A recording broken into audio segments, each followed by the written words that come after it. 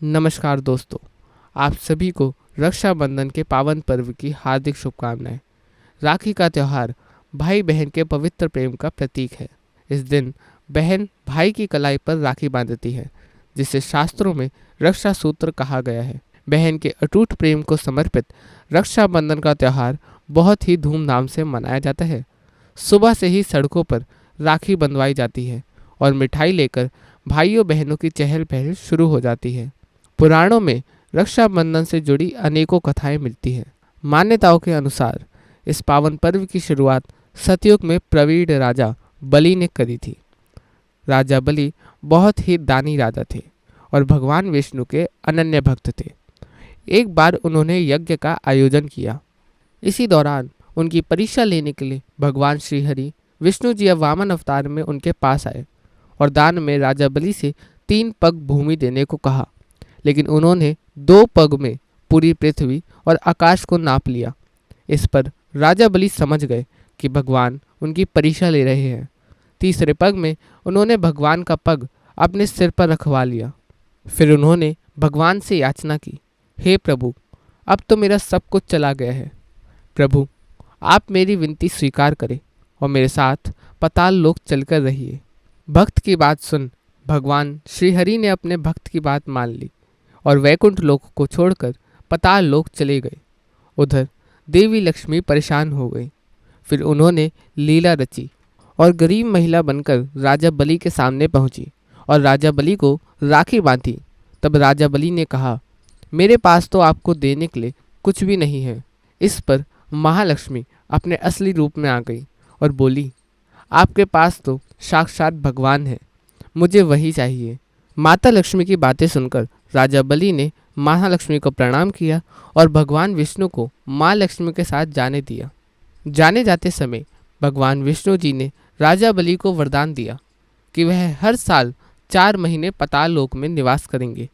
यह 4 महीने का समय चातुर्मास के रूप में जाना जाता है, जो एकादशी से लेकर आज तक का समय है। दोस्तों, श्री कृष्ण भगवान की रक्षाबंधन से जुड़ी एक सुंदर घटना का उल्लेख महाभारत काल में मिलता है।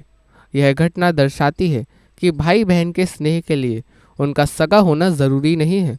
जब धर्मराज युधिष्ठिर इंद्रप्रस्थ में राजा सूर्य यज्ञ करा रहे थे, उस समय सभा में शिशुपाल भी मौजूद था। तब शिशुपाल ने भगवान श्री कृष्ण का अपमान किया और श्री कृष्ण भगवान ने सुदर्शन चक्र से उसका वध कर दिया। लौटते हुए सुदर्शन चक्र से भगवान श्री कृष्ण की छोटी उंगली थोड़ी सी कट गई और वहां से रक्त बहने लगा।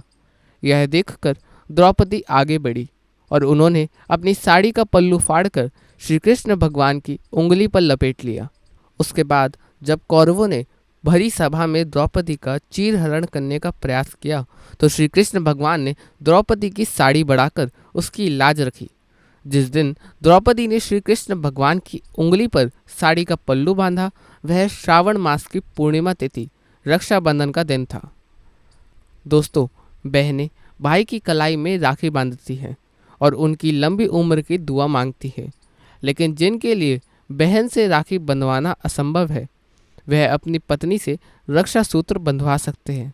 ऐसा करना धर्म संगत है। भविष्य पुराण में इस संदर्भ में एक कथा मिलती है। महाभारत युद्ध के दौरान युधिष्ठिर ने भगवान श्री कृष्ण से पूछा, हे कान्हा, मैं कैसे सभी संकटों से पार पा सकता हूँ, मुझे कोई उपाय बताए। तब श्री कृष्ण ने कहा, हे पांडव श्रेष्ठ, एक बार देवताओं तथा व्यक्तियों के बीच युद्ध छिड़ गया था और यह लगातार 12 वर्षों तक चलता रहा।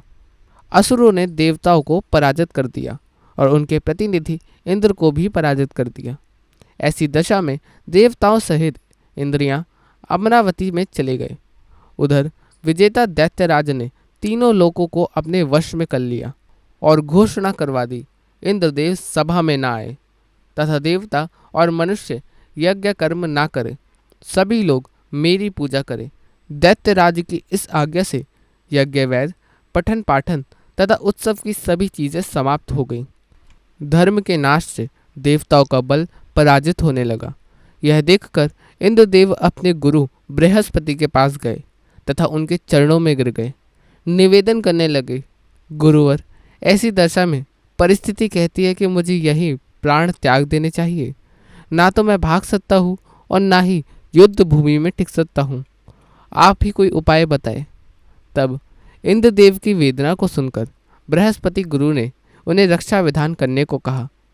श्रावण पूर्णिमा को प्रातःकाल कई मंत्रों का उच्चारण किया गया और उससे रक्षा विधान संपन्न किया गया।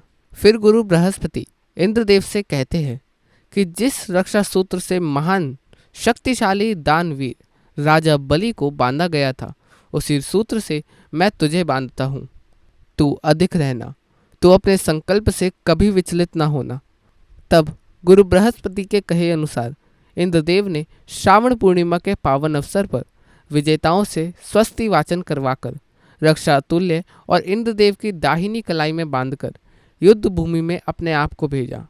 रक्षाबंधन के प्रभाव से दैत्य भाग खड़े हुए। तब श्री कृष्ण भगवान ने युधिष्ठिर से कहा कि वह अपने सभी सैनिकों को श्रावण महीने की पूर्णिमा के दिन रक्षा सूत्र बांधे। इससे उनकी विजय सुनिश्चित होगी। युधिष्ठिर ने भगवान श्री कृष्ण के कहे अनुसार ऐसा ही किया और वह महाभारत के युद्ध में विजयी हुए। पांडवों को महाभारत का युद्ध जिताना रक्षा सूत्र का बड़ा योगदान है। दोस्तों, तभी से सावन पूर्णिमा के दिन सैनिकों को पवित्र रक्षा सूत्र बांधा जाता है। रक्षाबंधन का त्यौहार भारतवर्ष में सभी वर्णों में मनाया जाता है। हमारे भारत देश की पवित्र भूमि पर ऐसी अनेकों सच्ची कहानियां हैं। दोस्तों, चलिए आपको एक ऐसी ही कहानी सुनाता हूँ। जब बहन ने अपने भाई के लिए अपना सब कुछ न्योछावर कर दिया और भाई ने बहन को दिए हुए वचन की रक्षा की। भाई ने देश, धर्म और जाति की दीवारों की परवाह नहीं की। दोस्तों, एक ऐसी ही कहानी है रानी कर्णवती और हुमायूं की। दोस्तों, आज भी लोगों में इस घटना का जिक्र आता है जब हुमायूं एक राष्ट्रीय संदेश पाकर अपनी मुंह भोली बहन की रक्षा करने के लिए चला आया। दोस्तों, ये उस जमाने की बात है जब चित्तौड़ पर बहादुर शाह ने हमला किया। चित्तौड़ की रानी कर्णवती विधवा थी और उनके पास इतनी सैन्य शक्ति नहीं थी कि वह अपने राज्य की रक्षा कर सके। तब उन्होंने हुमायूं को राखी भेजी और मदद के लिए प्रार्थना की। लेकिन दोस्तों, राखी तो हिंदुओं का पर्व है और हुमायूं मुस्लिम था, लेकिन उसने राखी का मान रखा और कर्णवती को बहन मानकर फैसला किया कि वह उनकी मदद अवश्य करेगा। अपना प्रतिनिधि नियुक्त कर एक विशाल सेना लेकर वह चित्तौड़ की ओर चला गया।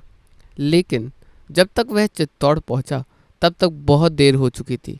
रानी कर्णवती ने चित्तौड़ की वीरांगनाओं के साथ जौहर कर लिया और वह उन्हीं में समा गई। तब बहादुर शाह ने चित्तौड़ पर कब्जा कर लिया। दोस्तों, हुमायूं ने बहादुर शाह पर हमला किया और हुमायूं को विजय मिली। फिर उसने पूरा शासन रानी कर्णवती के बेटे विक्रमजीत सिंह को सौंप दिया। इस घटना को सैकड़ों साल गुजर चुके हैं। आज ना तो हुमायूं है और ना ही रानी कर्णवती, लेकिन कथा कविताओं में इन दोनों भाई बहन का रिश्ता अमर है। रक्षाबंधन के दिन प्रातःकाल नित्य कर्मों से निवृत्त होकर बहनें पूजा की थाली सजाती है। थाली में राखी के साथ रोली, चावल, दीपक, मिठाई और कुछ पैसे होते हैं। तब भाई तैयार होकर राखी बंधवाने के लिए एक स्थान पर बैठ जाता है। सबसे पहले अपने इष्ट देवता की पूजा की जाती है। कुछ स्थानों पर राखी के दिन इष्ट देवता की पूजा करने के लिए मुख्य द्वार के दोनों तरफ सोन लगाया जाता है। इस देवता की पूजा करने के लिए हल्दी करके चावल को टीके पर लगाया जाता है और सिर पर छिड़का जाता है। फिर आरती उतारी जाती है। फिर भाई के दाहिनी कलाई पर राखी बांधी जाती है और पैसों को निछावर कर उन्हें गरीबों में बांट दिया जाता है। कुछ राज्यों में भाई के कान के ऊपर गुजरिया भी लगाई जाती है। उसके बाद भाई को मिठाई खिलाई जाती है। फिर भाई अपनी बहन को उपहार या वचन देता है। इस प्रकार रक्षाबंधन का अनुष्ठान पूरा करने के बाद भोजन किया जाता है। दोस्तों, आमतौर पर दोपहर का भोजन महत्वपूर्ण होता है और रक्षाबंधन का अनुष्ठान पूरा होने तक बहनें खाना नहीं खा सकती। भाई को राखी बांधने के बाद ही बहनें भोजन कर सकती है। दोस्तों, इस प्रकार रक्षाबंधन से जुड़ी हुई कथा तथा पूजा विधि मैंने आपको सुनाई। उम्मीद करता हूँ कि आपको आज का वीडियो पसंद आया होगा। यदि आपको वीडियो पसंद आया है तो इसे लाइक कीजिए, शेयर करना ना भूलें। आप सभी को हार्दिक धन्यवाद। एक बार फिर से रक्षाबंधन की हार्दिक शुभकामनाएं। धन्यवाद।